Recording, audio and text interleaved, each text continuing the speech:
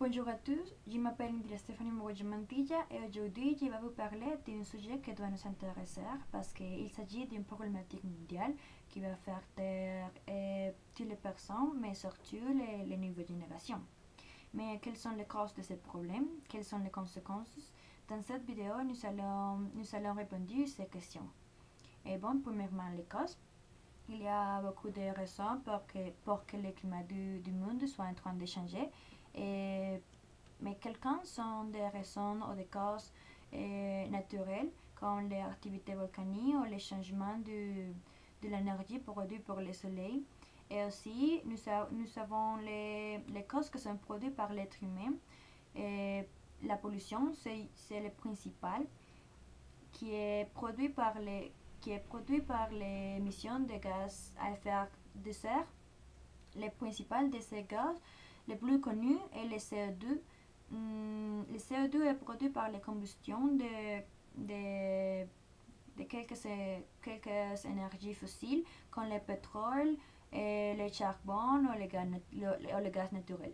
Et aussi la déforestation, parce que les végétaux consomment tout le CO2 rejetant de l'atmosphère et l'agriculture. Pourquoi? Par les bovins. Les bovins émettent un gaz qui s'appelait le méthane. Et le méthane détruit aussi les couches du son. Bon, et dans les pays, nous pouvons voir que ces gaz sont produits de plus en plus dans les pays les plus développés. Et ces causes produisent un phénomène qui s'appelle le changement climatique, qui, qui s'agit de qu'il s'agit de le changement de la température de la Terre en extrême. Par exemple, dans quelques lieux, il faut beaucoup de chaud, mais dans d'autres lieux, il faut beaucoup de froid. Bon, les conséquences.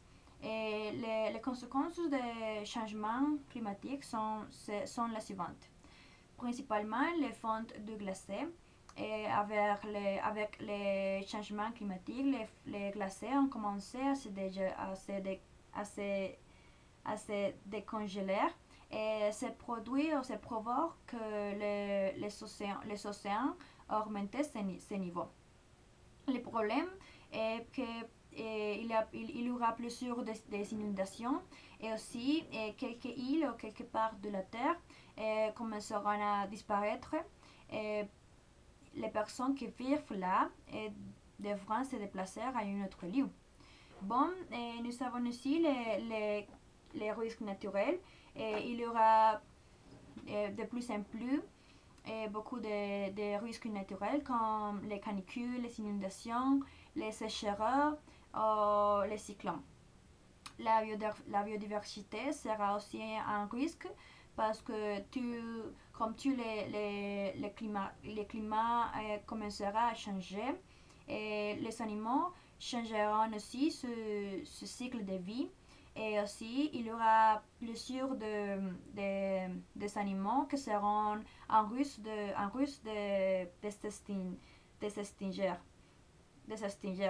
d'extinction.